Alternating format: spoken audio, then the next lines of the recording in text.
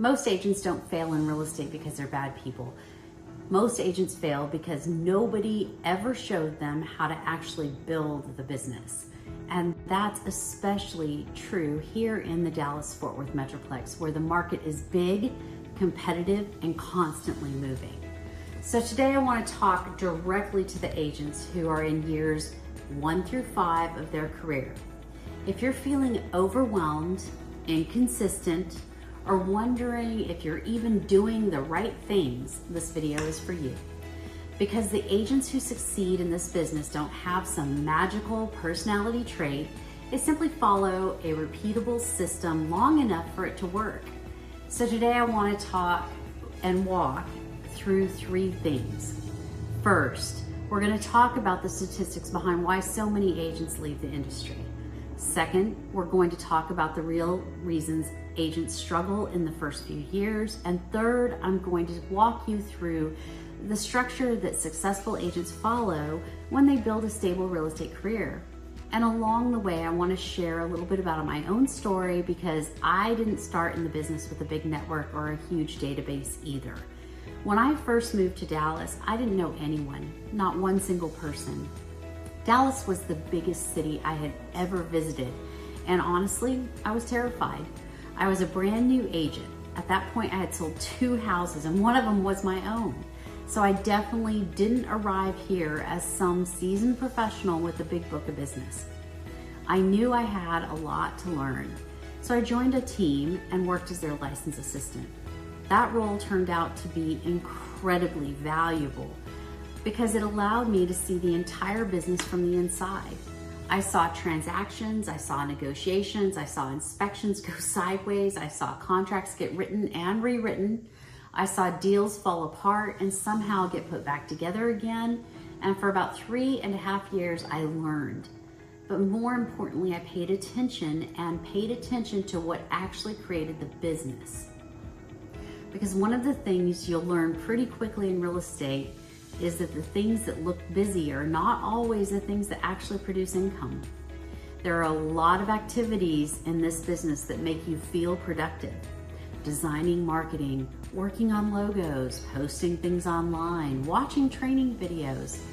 But the agents who actually build a pipeline are the ones who consistently do the activities that create conversations. After about 3.5 years, I felt ready to spread my wings and build something on my own. But I also knew something very important. This business wasn't magic, it wasn't luck, and it definitely wasn't going to happen because I posted a few pictures online. So I made a very simple plan. I was going to geographically farm my neighborhood, I was going to join the Chamber of Commerce, and I was going to hold open houses every chance I could. Those were my pillars. They weren't glamorous, but they worked. Now on the flip side, I worked with a lot of brand new agents over the years, and some of them come into the business with a very different expectation. They think selling real estate's easy. They think they just need a cute headshot, a few social media posts, maybe a nice logo, and the leads will just start rolling in. God, I wish it was that easy and it worked that way, but it doesn't. Real estate is a relationship business, and relationships take time. They take consistency, they take conversations, and they take trust. I remember one new agent who came to the office absolutely convinced she was going to crush it immediately. She spent weeks designing her brand, she ordered beautiful business cards, she had the perfect headshot, her Instagram looked incredible. But after about 3 months, she came into my office frustrated and said, "I don't understand why nothing is happening." And I asked her a simple question. How many conversations have you had about real estate in the last 30 days? She paused for a second and said, maybe 2. That moment right there is where the business either changes or it doesn't. Because this business is built through conversations, not branding, not posting, conversations. And when new agents realize that it takes real work, some of them leave the business before the momentum has time to build. That's part of why the attrition rate is really high in real estate. Industry data often cites that roughly 75% of agents leave within their first year and nearly 87% leave within their first 5 years. Even if the exact numbers vary depending on the report, the message is still the same. Most agents do not stay in the business long term. At the same time, the National Association of Realtors reports that the typical realtor has around 12 years of experience. Think about that for a minute. Which means when a brand new agent enters the market, they're competing with professionals who've been doing this for a decade or more. And then you add the complexity of the Dallas-Fort Worth market. DFW is huge. You're not learning one market, you're learning dozens of micro markets, different cities, different school districts, different builders, different tax districts, different neighborhoods. Some have HOAs, some don't, some have construction everywhere. Some haven't had a new home built in decades. There is a lot to learn. So if you've ever felt like this business is harder than you expected, you're not imagining it. But here's the good news. The agents who survive the first few years often go on to build very stable and very rewarding careers. And they usually succeed because they follow a few simple principles consistently.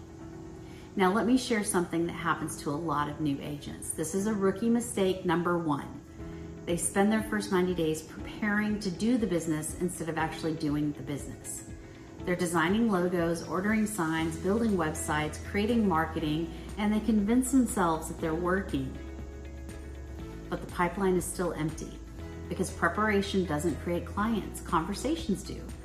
The second rookie mistake I see all the time is fear of bothering people. New agents don't want to call their friends. They don't want to talk to their neighbors. They don't want to bring up real estate in conversation because they're afraid of sounding salesy. But here's the reality.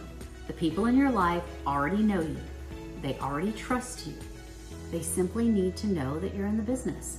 Your sphere of influence is not a cold audience. It's your warmest audience. The third rookie mistake is something I call waiting for permission. Agents wait until they feel ready. They wait until they know everything. They wait until they feel confident. Never. But confidence in real estate doesn't come before the activity. It comes from the activity. It comes from conversations. It comes from open houses. It comes from working through real transactions. I remember another new agent once telling me she didn't feel comfortable holding an open house yet because she didn't know enough. And I told her something that really surprised her. Open houses are exactly how you learn enough. They are one of the best training grounds in the business. It's also low-hanging fruit. People who are coming to an open house are looking to buy a house, or maybe they're just doing their research, but the intent is clear. You meet real buyers. You get to practice real conversations. You hear real questions, and you get hit with some real objections. Every open house makes you a better agent. And the agents who host open houses consistently tend to build momentum much faster. Over the years, I've seen this pattern repeated over and over again. The agents who survive the first few years usually build their business around three simple pillars. The first pillar is their sphere of influence, and this is absolutely a non-negotiable. Your sphere is the foundation of your business. These are the people who already know you, friends, family, former co-workers, neighbors, community connections. Your goal should be to build a database of at least 200 contacts and stay connected with them consistently. Not in a pushy way, just in a genuine relationship building way. The second pillar, open houses. Open houses are one of the fastest ways for a new agent to meet active buyers, but they only work if you treat them like a strategy instead of an event. You have to market them. You have to invite people. You have to follow up. The third pillar is visibility, but I always recommend choosing one primary visibility channel instead of trying to do everything. For some agents, that might be YouTube. For others, it might be community networking. For me, joining the Chamber of Commerce was incredibly valuable when I was building my business, AKA before the social media platforms even existed. It allowed me to meet people in the community and build real relationships. Both approaches work. The key is consistency. Then comes follow-up. Many deals are lost simply because of poor follow-up. Every lead should go into a CRM. Every lead should receive consistent communication. Real estate is a relationship business, and relationships require consistency. And finally, successful agents usually find mentorship, someone who will walk them through a CMA, review contracts, discuss strategy, role-play conversations. Real estate is learned by doing, and mentorship accelerates that process dramatically. There's also an important mindset shift that happens when agents begin to succeed. Year one is not about being famous, it's about being consistent. Conversations create opportunities, opportunities create clients, clients create referrals, and referrals build a stable business. When you focus on the daily inputs, the results eventually follow. If you're an agent in your first few years and you're feeling discouraged, I want you to know something. You're not alone. Real estate can be challenging, but it can also be one of the most rewarding careers when you build the right foundation. At my brokerage, we focus on three things: abundance, education, and community. I believe in being a show-me type mentor. That means walking you through those CMAs together, talking through strategy, reviewing real deals, and helping agents develop the skills they need to succeed. If you're an agent in the Dallas-Fort Worth area and you're looking for guidance on how to build a stable real estate career, I'd love to meet you.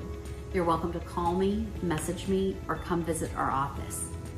Let's talk about where you are in your career and where you want to be, because this business absolutely works. Sometimes you just need someone to show you the path.